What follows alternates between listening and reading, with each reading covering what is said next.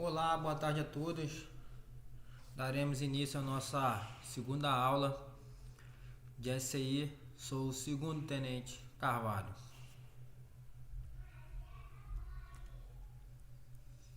Então, nessa segunda aula, falaremos dos princípios e das funções do SCI.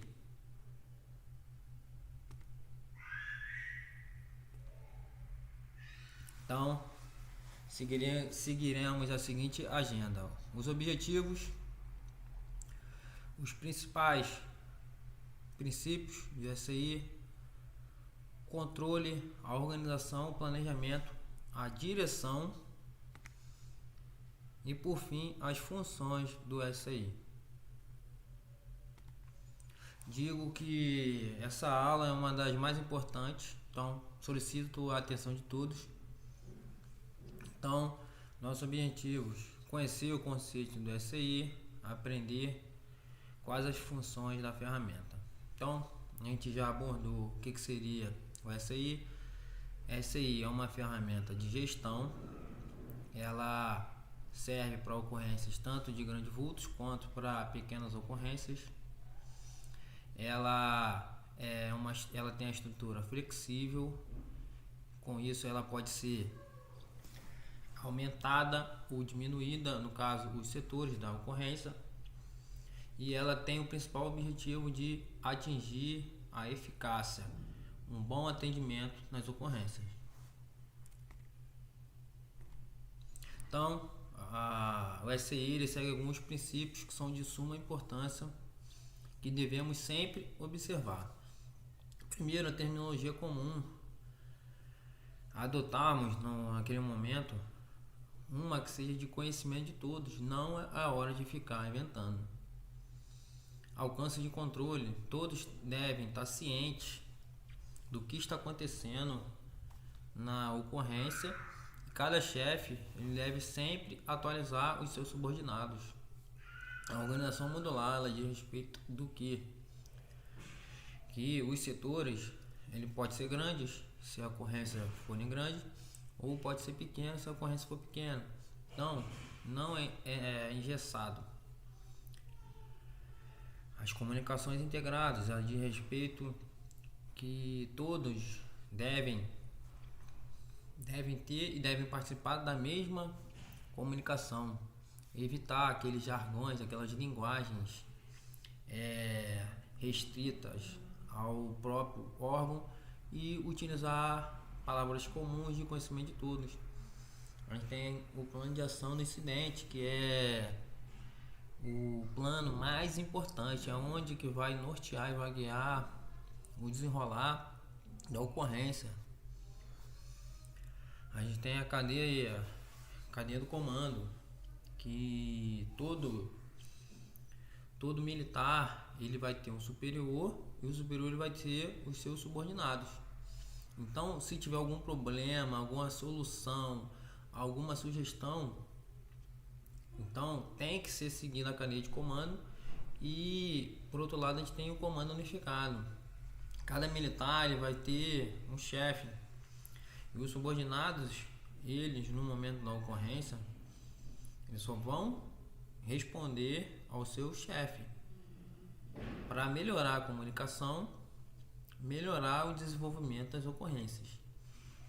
As instalações padronizadas, elas dizem o que todos têm que saber aonde é a base, aonde é o ponto de comando, aonde é a concentração das vítimas, para um desenrolar mais assertivo na ocorrência e mitigar os erros, não ficar no momento da ocorrência discutindo, pensando o que vai ser feito.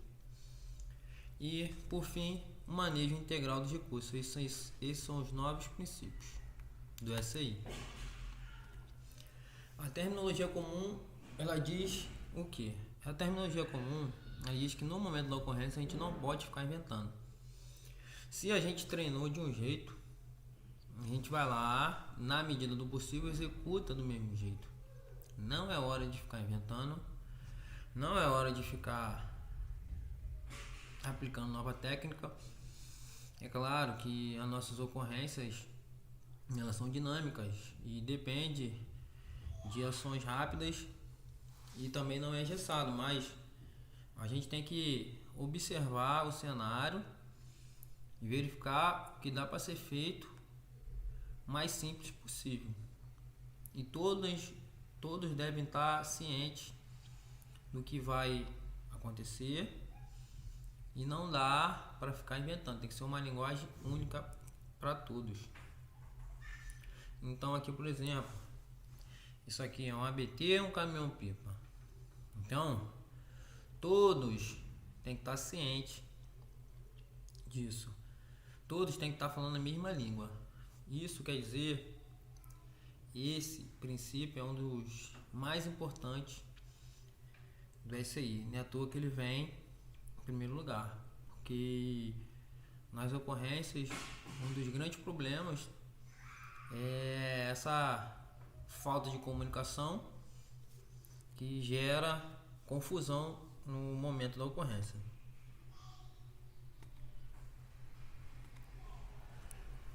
Então, o alcance de controle ele quer dizer o quê? Que cada militar, cada mais antigo, ele só vai ter a supervisão de no máximo 7 pessoas, sendo que o ideal é 5, porque mais que essa quantidade já vai gerar um problema na ocorrência e esse gerenciamento vai ficar prejudicado. Então, no máximo 7, o ideal 5.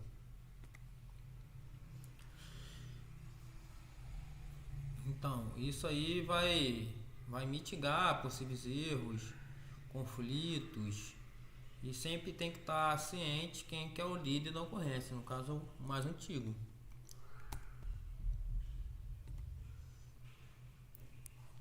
Para que o alcance de controle seja mantido, na medida que os recursos forem chegando, torna-se necessária a expansão da estrutura do SI.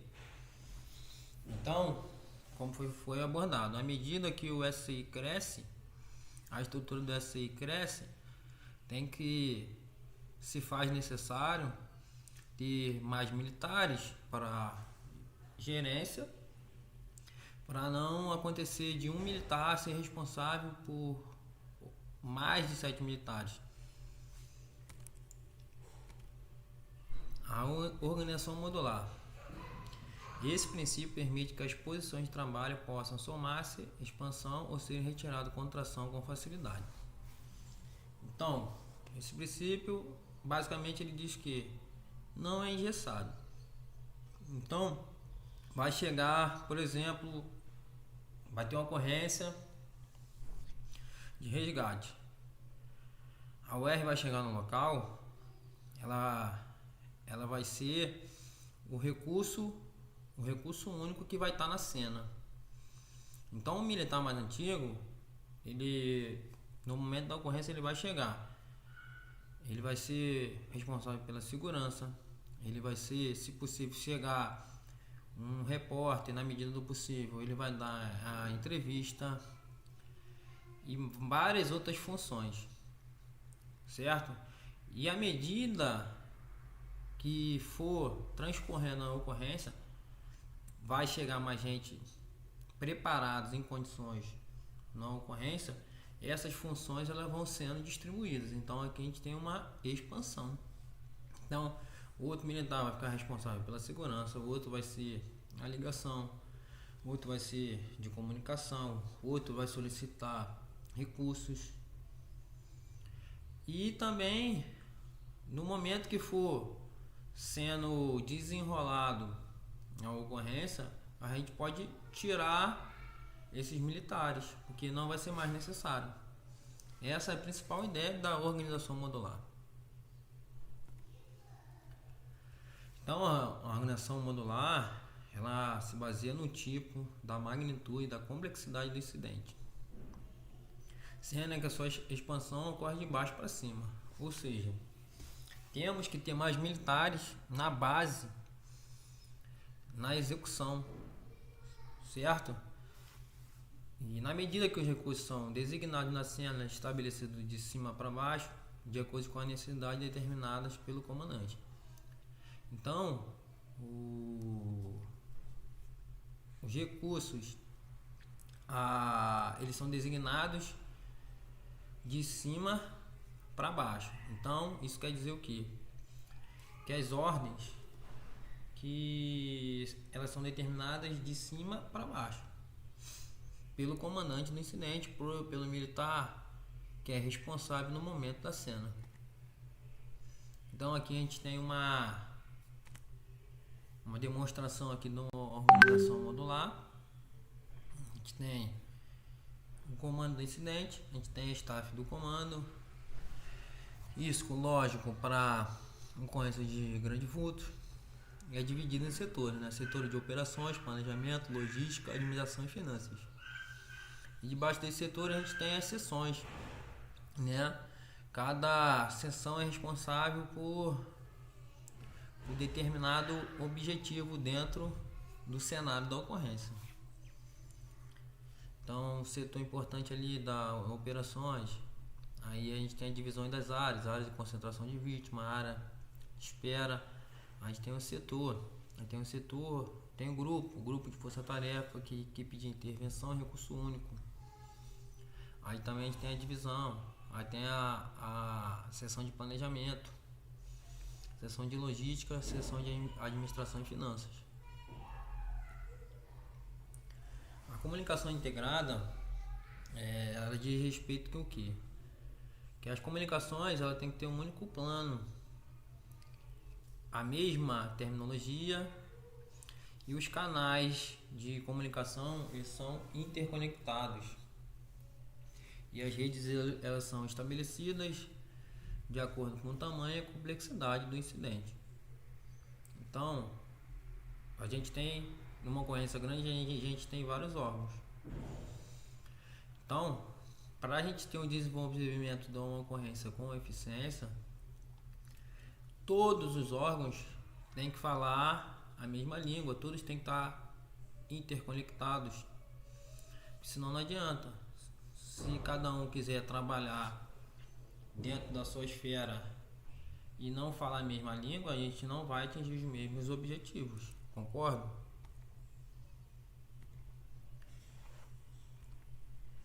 A gente tem aqui o plano de ação. Então, o plano de ação é o princípio mais importante para se atingir o objetivo. Então, esse plano de ação é necessário em cada incidente. Então, cada incidente tem que ter um plano de ação. A gente não pode pegar um plano de ação de outra ocorrência e utilizar, por exemplo, em outra ocorrência, porque cada ocorrência ela tem as suas peculiaridades, tem os seus riscos, as coisas são diferentes, não é engessado. Deve ter objetivos atingíveis, mensuráveis e flexíveis. Então, nada de ficar inventando. Se acontecer uma ocorrência grande, por exemplo, e a gente sabe da probabilidade de ter vidas ou não, a gente coloca um objetivo de salvar todas as pessoas, infelizmente não tem como. Então eles têm que ser mensuráveis e flexíveis. Então, à medida que o plano de ação ele é estabelecido, ele tem que ser por escrito. Quando há uma evolução do incidente e tem múltiplos períodos operacionais. Isso quer dizer o quê? Normalmente as ocorrências grandes, médias, ela ocorre no período de 24 horas. E nas primeiras horas o plano de ação ele pode ser verbal. Depois que acontece a evolução da ocorrência, ele tem que ser por escrito, para a gente passar as informações para outro comandante, para outras guarnições, para a gente falar a mesma língua, ter os mesmos objetivos. Bom, então, nas primeiras 4 horas, que é a fase reativa, o plano é mental, não necessitando obrigatoriamente estar por escrito. É confeccionado o formulário SCI 201, documento ideal para que nos próximos períodos operacionais obrigatoriamente seja elaborado o formulário 102, plano de ação do incidente, pai. Então, primeiramente, nas primeiras 4 horas, que é a fase reativa, ele é mental, certo? Depois, nas próximas horas, é obrigatório que se faça o SCI 202, porque a ocorrência está evoluindo e a gente tem que passar as informações adiante. Entendido?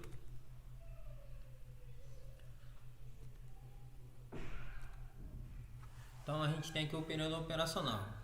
Dado ao término de um conjunto de ações do plano de ação do incidente, determinado pelo comandante do incidente, período de 1 a 24 horas. Então, 12 horas, das 6 às 18, 24 horas, das 6 às 6.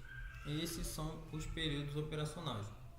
Então, o plano de ação, ele pode ser nas primeiras 4 horas, ele pode ser mental, não obrigatoriamente, não é necessária a confecção do SCI 201, que é o formulário, porém no decorrer da ocorrência se faz necessário e obrigatoriamente a confecção do formulário 202. A matriz de análise de trabalho serve de apoio e facilita o estabelecimento dos objetivos, das estratégias e das técnicas para a elaboração do PAI. Ela é confeccionada em conjunto pelo chefe das seções de operações e de planejamento. Então, a matriz de trabalho, ela serve para nortear o PAI, para a gente verificar os objetivos, as estratégias e as táticas que a gente pode ser empregado. Então, os objetivos que a gente tem que buscar: o que se quer, o que a gente quer atingir, o que a gente quer fazer, as suas características atingíveis, mensuráveis, flexíveis, claro, tudo dentro da lógica da ocorrência. Esse objetivo eles têm que orientar todas as ações de um incidente. Então, tem que ser o principal foco. Não adianta a gente ter o objetivo disperso. Se a gente quer salvar vidas, a gente vai procurar vidas. Naquele momento a gente não vai procurar bens. Naquele momento a gente não vai fazer isso, não vai fazer aquilo. Vai ser só vidas. As estratégicas, como chegar aos objetivos, aos resultados, são influenciadas pelos recursos e prioridades traçadas. Verificar a possibilidade, se não der certo. Sempre a gente tem que olhar os dois lados, o que a gente quer e o que não pode dar certo. A gente também tem que trabalhar com essa possibilidade. Táticas: quem vai fazer, quem vai realizar, o que, onde e quando. Isso tudo tem que ser pensado pelas sessões de operação e planejamento para a gente conseguir estabelecer, elaborar o PAI, para todos terem ciência do plano e trabalhar com eficiência.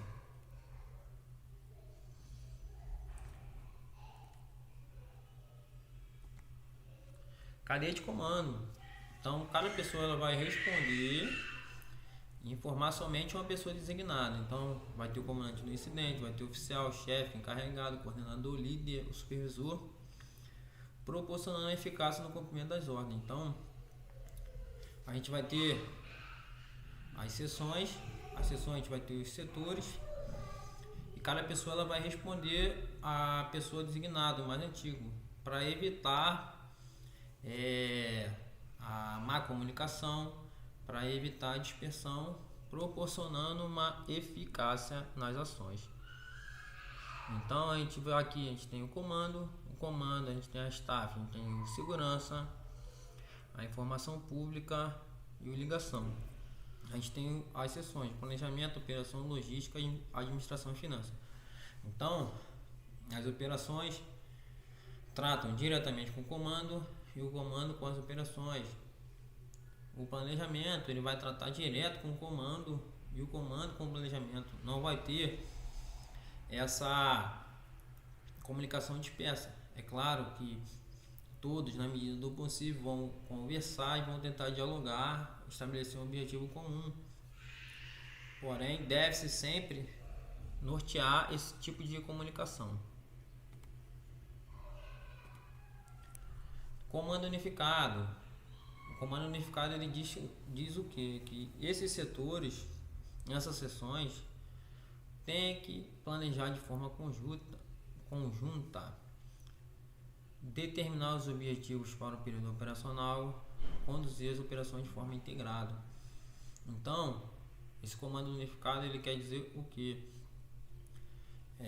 Mesmo que a gente tenha, por exemplo, a atuação da polícia, da guarda municipal, do SAMU em uma ocorrência, a operação ela tem que ser integrada.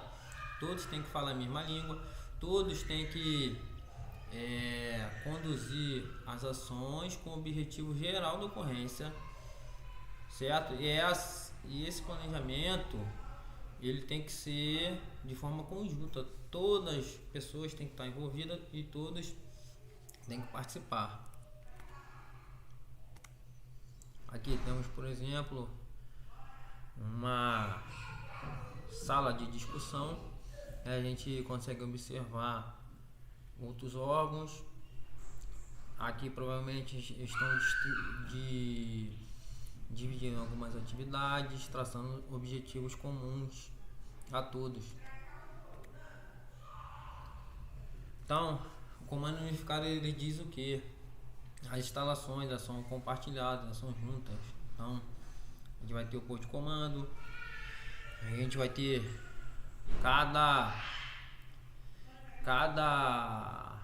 líder, cada responsável vai participar do posto de comando. A gente tem um único comando do incidente, a gente não tem vários. A gente tem as seções de operações, planejamento, logística, atividades. Um processo ordenado para requisitar recursos. Um só processo de planejamento e plano de ação do incidente. A gente também tem esse princípio, instalações padronizadas, então posto de comando de incidente, área de concentração de vítimas, base do incidente, ele ponto, acampamento e área de espera. Então, essas instalações têm que ser padronizadas e todos têm que ter o conhecimento, mesmo que seja de órgão diferente, para não acontecer confusão na hora da ocorrência. Então aqui a gente está montando acampamento, tem a base do incidente, a gente tem a área de espera.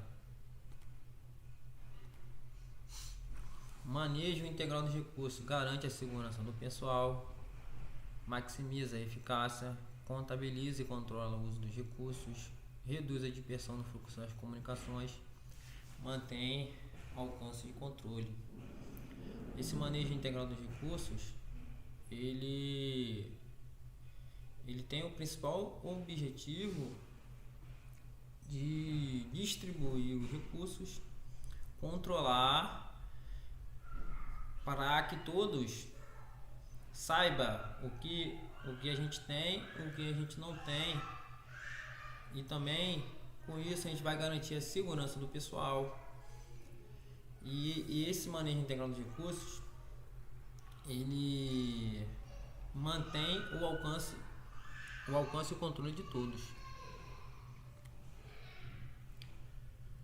Então, além disso, o manejo integral dos recursos ele vai registrar a chegada do incidente, a unidade de comando, a unidade de informação sobre recursos, listas de atribuições, anotações sobre a unidade. Então, o manejo integral dos recursos ele vai fazer o registro de tudo que acontece na ocorrência. Ele vai distribuir a lista de atribuições, setor de operações, responsável por isso, setor de planejamento, responsável por isso, setor de logística, responsável por isso. A gente sabe, cada seção já sabe o que tem que fazer, mas tem que estar escrito para não ter dúvidas.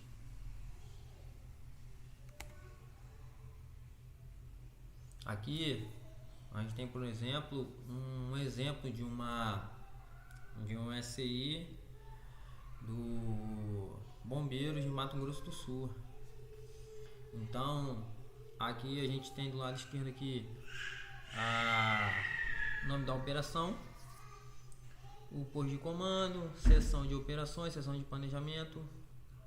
A gente tem os recursos. A gente tem 24 pessoas, os materiais, as viaturas, os recursos empregados. 76 pessoas, 48 materiais, 22 viaturas. E do lado direito a gente tem as operações envolvidas. Então a gente tem que ter a visão de tudo isso. Comando e staff de comando. A gente tem as seções de operação, planejamento, finanças e logística.